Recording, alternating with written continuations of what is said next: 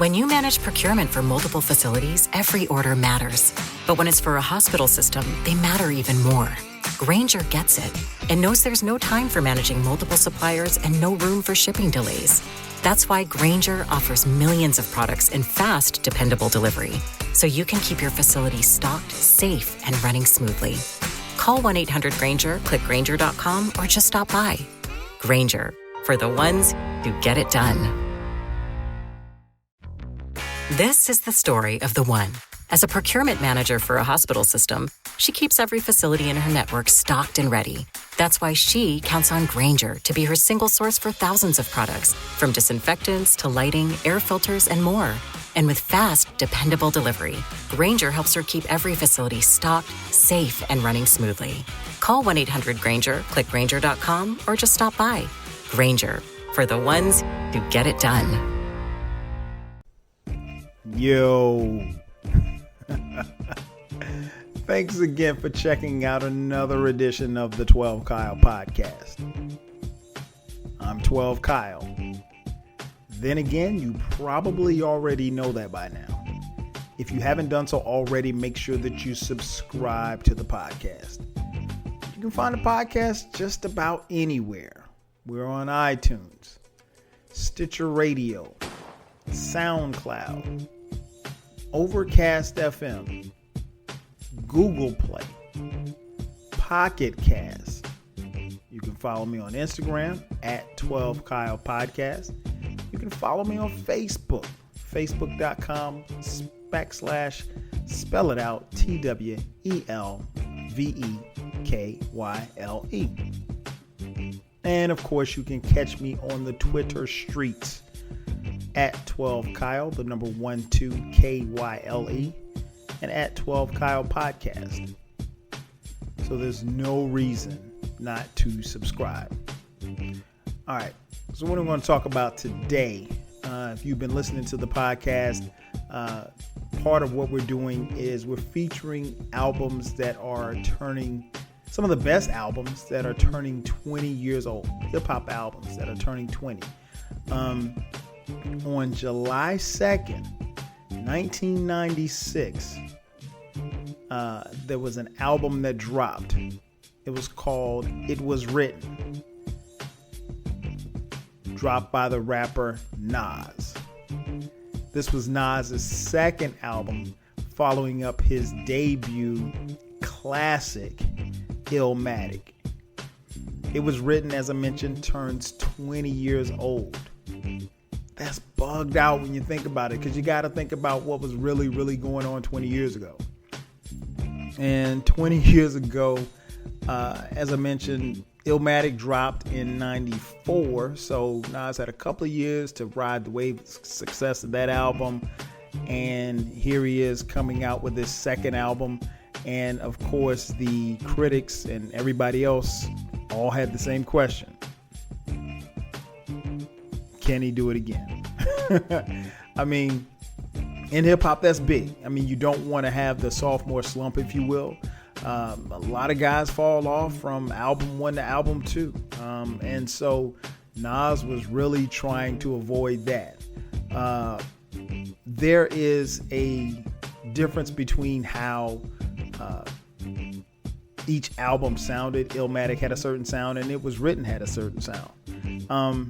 But you also have to look at the backdrop of what was going on in 1996. And at that particular time, July 2nd, 1996, the West was winning. And the East was slowly but surely bringing it back. And ironically, the album that dropped the week prior to Nas's album was Reasonable Doubt by Jay Z. So, you know, you had a lot of momentum kind of coming back toward the East and New York City in particular. So that was the backdrop. And this album, again, with it being Nas's second album, he has to, I mean, just imagine coming up and you knock it out the park your first plate appearance. I mean, like, Nas really changed the game with Illmatic. So here he is. He has to follow up to a classic album. Something that a lot of MCs couldn't do. but Nas clearly delivered with this album. I remember actually purchasing the album. Remember driving to the record store. Shout out to the record stores. Driving to the record store and actually purchasing it. And I remember putting it in my CD player and reading through the liner notes. Shout out to liner notes. Liner notes kept us on top of our game, and it helped us learn the words to albums and songs and things of that nature. But I remember distinctly going to the store, buying the album, and I specifically actually sat in the parking lot and listened to, I think it was like the first 3 or 4 tracks before I moved the car. And the album was incredible. I thought it was, it's hard to follow up to Illmatic, because Illmatic was something, prior to Illmatic, all we had was, the buzz about Nas. We heard him on Live at the Barbecue, and for him to come back with It Was Written, I thought was great. And as I mentioned, and I'll get into it a little bit on the podcast, there's differences between both albums as far as how they sound and everything like that. But the first thing that jumps out at me was the artwork, the album cover artwork. If you remember on Illmatic, it was a picture of young Nas with Queensbridge in the background. This is the album cover for It Was Written was, a much older Nas, still Queensbridge in the background. So that was the first thing. The album starts off with, before I even get into what the album started off with, let's just talk about the production. I thought this album was very well produced. Gone was the boom bap sound from Illmatic. Now, for me, it didn't necessarily bother me. But you had some of us in the hip hop community, some hip hop heads. They really missed the Primo and Pete Rock boom bap sound from Illmatic, even though Premier does produce an album on this, a song on this album. Primarily, most of the production came from the track masters, who weren't necessarily new to producing at the time, but this was one of their babies, if you will. The track masters did the majority of the tracks. As I mentioned, Premier did a track, I Gave You Power. We'll talk about that in a second. There was the Live Squad. There was actually a track produced by the legend, Dr. Dre. And that was big as well, and I'll talk about that in a second. Also, LES, Havoc from Mobb Deep. So, you had kind of like a mix. You had a good mix, I think, of producers. Again, I actually liked the production of the album. I think, with the exception of maybe 1 or 2 songs, the production was solid through and through all the way out. And I think if you follow Nas, then that's one thing that obviously became kind of like a sticking point as far as his production or lack thereof on some of his subsequent albums. But the production was tight. I thought, and it kept me into it. Definitely kept me into it. So the album starts off, there's an intro. The intro, it's okay. It's, it's got these guys talking like slaves on the plantation, and they have these horrible Southern accents. I could have done without the intro. But the intro does feature, A Change Gonna Come from Sam Cooke. So it's always good to hear old school songs like that. So after that, the first track on the album, track 2, track number 2, The Message. What can I say about this song? I mean, like, here's the thing. Like, if you had any doubts as to where Nas was, I mean, he kills it. First bar. Fake thug, no love. You get the slug, see before gusto. Your luck low. I didn't know till I was drunk though. You freak niggas played out. Get fucking ate out. Prostitute turned bitch, I got the gauge out. 96 ways I made out. Montana way, the good FELLA. Verbal AK spray, dipped the Tachi. Jumped out the range, empty out the ashtray. A glass of Zay make a man cash his clay. Red dot plots. Murder schemes, 32 shot guns. Regulate with my done, 17 glocks gleam from one ring.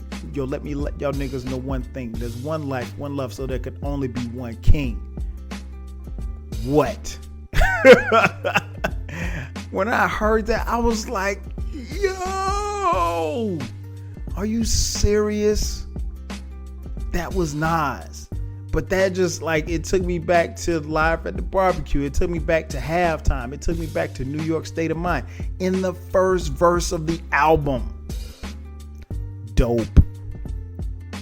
He killed it. He killed it.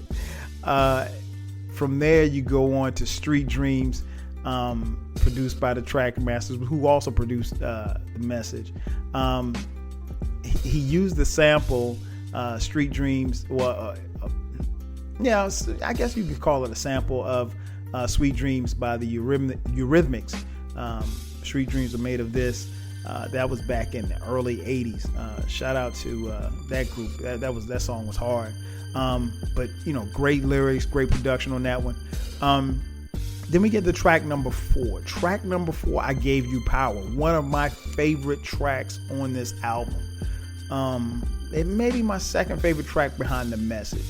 I Gave You Power, Nas actually flips it. And this shows his lyricism. And trust me when I tell you, nobody was doing things like this. I Gave You Power, he raps from the perspective of a gun. And he is speaking, I guess, in third person, if you will, as if he were a gun. And he talks about how he felt being a gun and how he was being used in the community, so forth and so on. And he was going to jam the next time that his owner picked him up, and he goes through a story, and I won't spoil the story. Of course, I'm pretty sure all of you listening to it know the story, but nonetheless, I'm not going to spoil it for you. Go back and listen to it.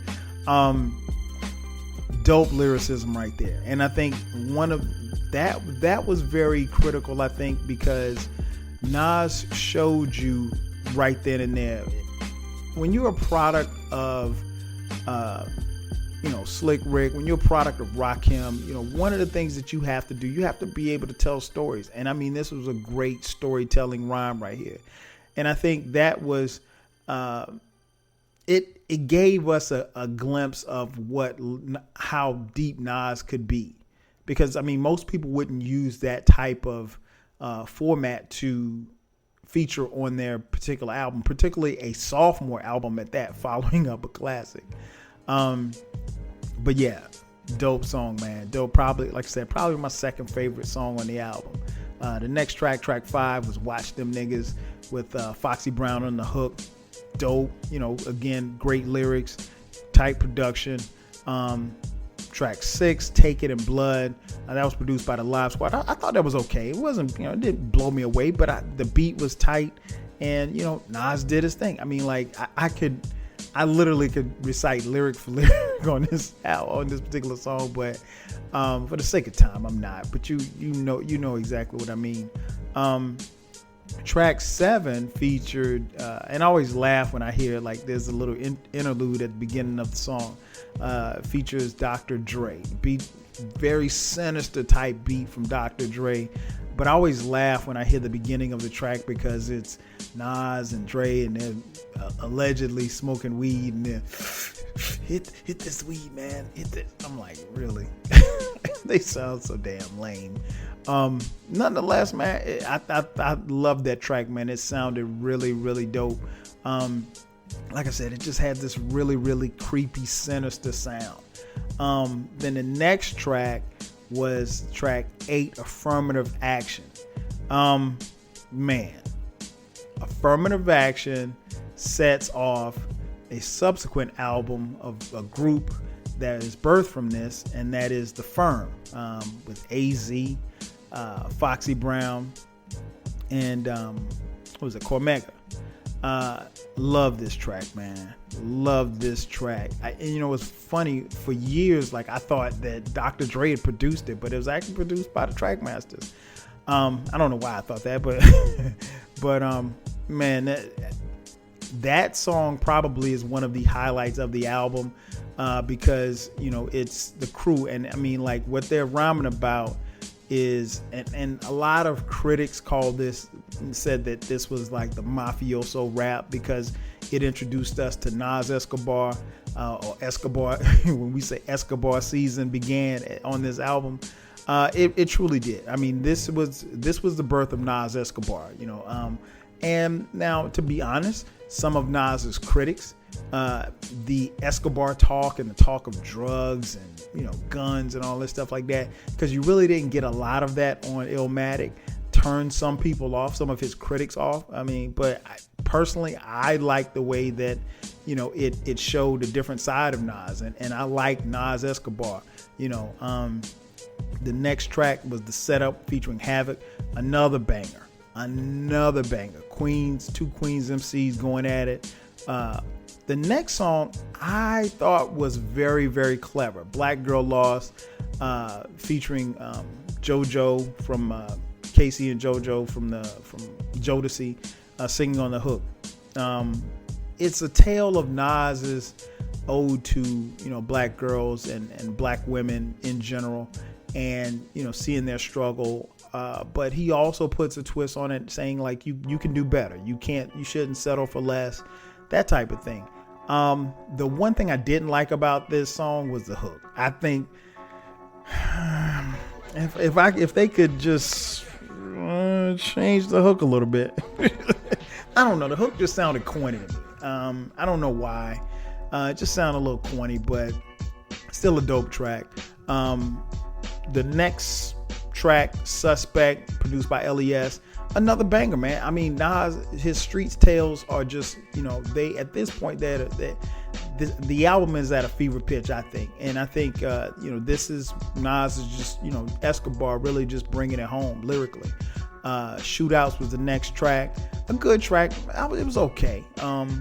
I listened to it, but I'm not like, yo, you gotta hear that. You know, that was one that I could have done without. Next track was track 13, Live Nigga Rap with Mobb Deep, produced by Havoc, another banger. And really, I think for me, this was very key because it gave us a chance to hear Nas with Mobb Deep.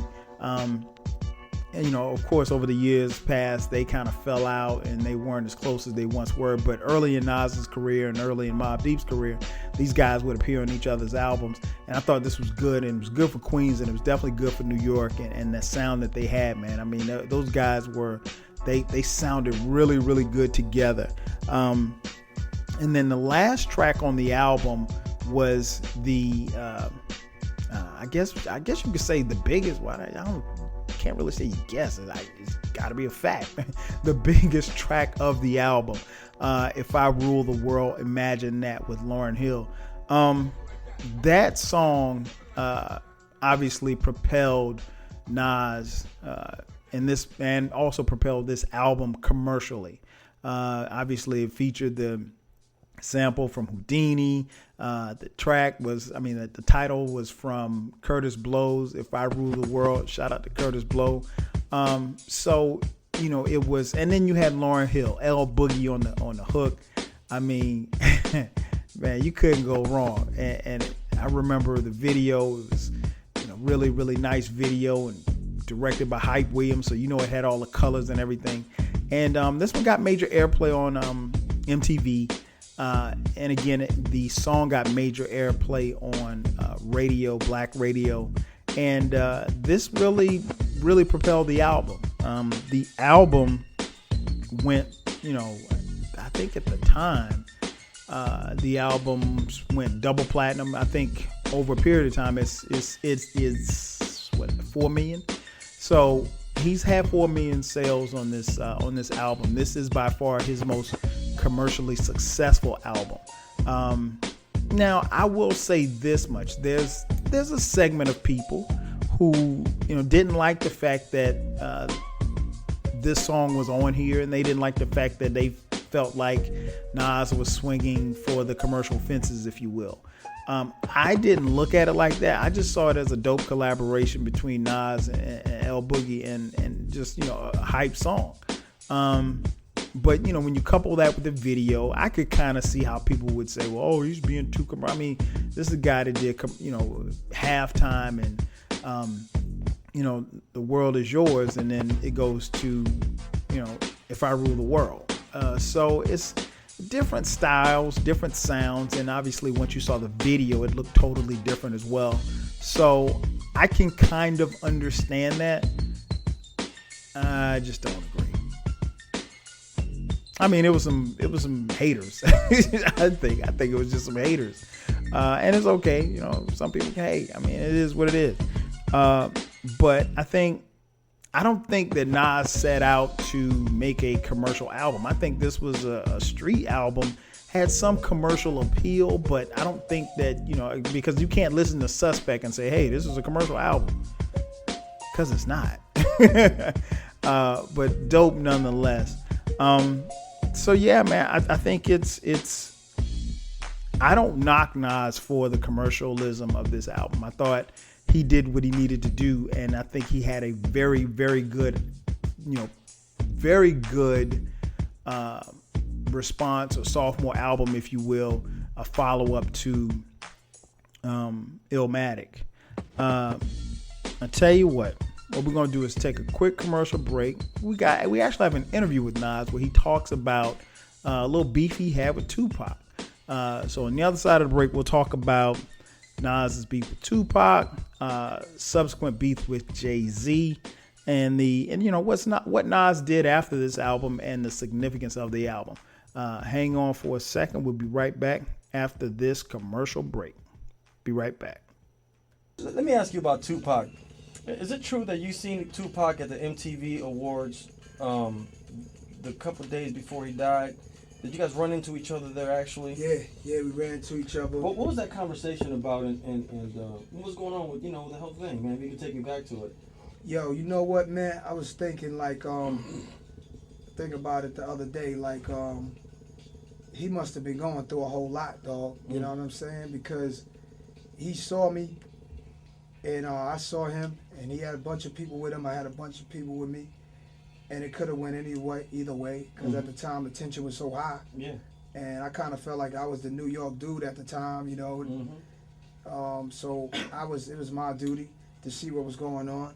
So I went to see what was going on, and he basically had, there was some issues with Mob, and at the time me and Mob were a lot tighter. And he had heard that I said things about him, and I heard he had this Machiavelli album coming up, and that he told me what he was saying, and he basically was like, me and you never supposed to go at it, not us. It wasn't supposed to happen. It's just that things got misconstrued. So he actually he was going to change all of that and come meet him in Vegas. And we were just in Vegas, and Jungle bumped into one of the Outlaws, and he was telling Jungle about how the last thing Pac did wasn't his last message. Pac had more to do. He didn't want his last message to be what we hear. Yeah. So, and he remembers the time and remembers talking about the meeting and everything. So, yeah, man, I'm going to put that in the book one day, children. Yeah, that's right. Children out there listening. We're going to put that in the book, man. We're going to pay some bills, come back. And just like that, I'm back. This is the 12 Kyle podcast, and I am talking about Nas's It Was Written 20 years later. As Nas mentioned in the interview, he had a brief beef, if you will, with Tupac Shakur. And I thought, to be honest, the beef was silly at the time, because Nas did mention Tupac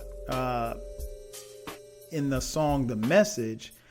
He was telling a story, and he talked about how he got shot and returned shots, and how he got away. I mean, it was nothing. And Tupac decided to diss Nas on a song called Against All Odds on the Don Killuminati 7 Day Theory, which was Tupac's last album. The album was released shortly, I want to say maybe a week after he died. nonetheless, as Nas mentioned, he and Tupac ran into each other, and they kind of got away from their crews and got a chance to kind of squash whatever it was. And, Tupac had vowed that he was going to go back and change the lyrics on the song. And he had confirmed this with Eric B., and who was with him at the time. And Eric B. said later in a later interview, a couple of months later, was that Tupac never got back to the studio basically to change those lyrics. He went to Vegas and subsequently was murdered in Vegas. Nonetheless, I think that was kind of, it was sad, and I think Nas probably, I'm pretty sure Nas felt good about the fact that they were able to squash it, but, sad at the same time that Tupac lost his life. But it was not just the quote unquote beef with Nas that would transpire after it was written, dropped. Subsequently, years later, it would be the beef with Jay Z. Some would say that this beef kind of resurrected Nas's career. Nas, post it was written, he dropped 8 more albums. He's dropped 8 more albums since then, and Nas has been largely successful. He got married, had another child, I should say. He has a daughter and a son, and Nas is a guy who he wasn't lyrically. He was always going to bring it, but he wasn't necessarily going to be a guy who blows you away on the charts. And as I mentioned at the top, It Was Written was his most successful commercial album. I mean, it sold the most albums. I can't say that it's his best album. Where do I rank this, and why is this album significant?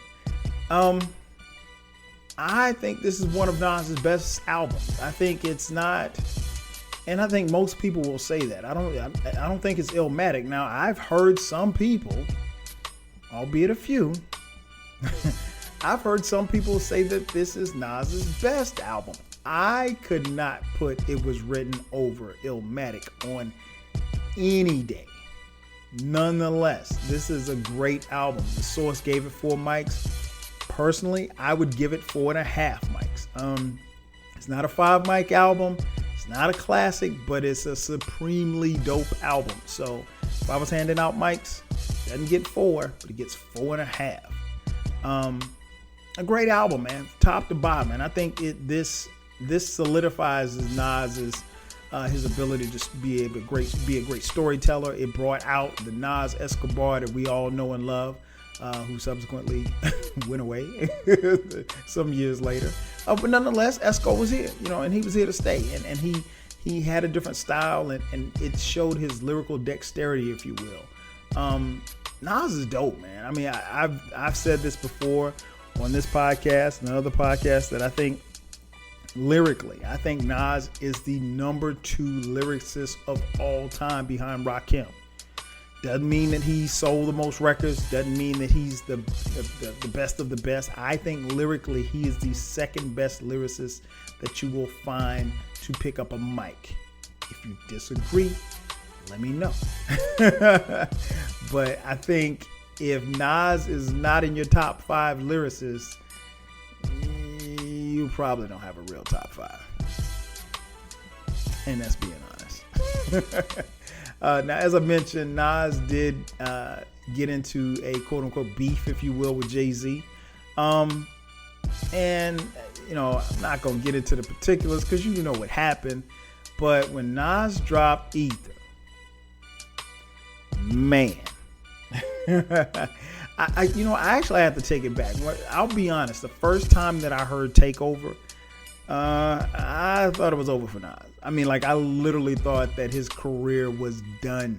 I didn't think that anybody could survive those blows, those haymakers that Jay Z was throwing on that song. But Nas got knocked down. He picked himself up, dusted himself off, and he went into the booth and dropped Ether. The Ether to make Oh my gosh. I mean, I don't even want to get into the lyrics. I mean, it was just an incredible and arguably one of the, if not the best, probably the top 3 best diss songs ever in hip hop history. Yeah. So that's Nas, man.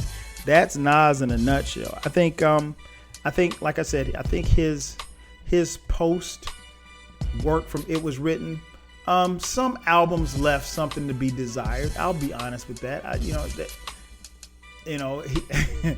He had some albums that, was loved by the masses. He had some albums that were hated by the masses.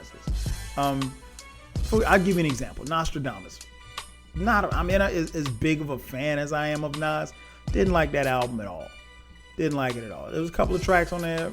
Other than that, I'm good. I don't need to listen to it. But I think the thing about Nas is that this album helped solidify his place on whatever list that you have him listed at. As I mentioned, there were 8 solo albums post It Was Written. He had 2 collaborative albums, the aforementioned Firm, which dropped the following year in 1997, and then he did Distant Relatives with Damian Marley. I think the thing that really stands out about this album, obviously, is Nas's lyricism, but also the production. And I think this is an album that stands the test of time. I think when you put this album on, it'll take you back to 96. It'll take you back to the first time you heard Esco come out and just really just rip it. I mean, it'll take you back to the message. It'll take you back to how you felt when you heard that Nas and L Boogie were going to be on a song together. And I think that's one of the things that makes this album dope. It's just as dope as it was in 1996. And when you look at all of the music that dropped in 1996, that's saying a lot. 20 years doesn't seem like a long time, but it has been. And to be honest, if you're honest with yourself, this album was one of the best albums of 1996. No doubt. Thanks again for checking out another edition of the 12 Kyle podcast.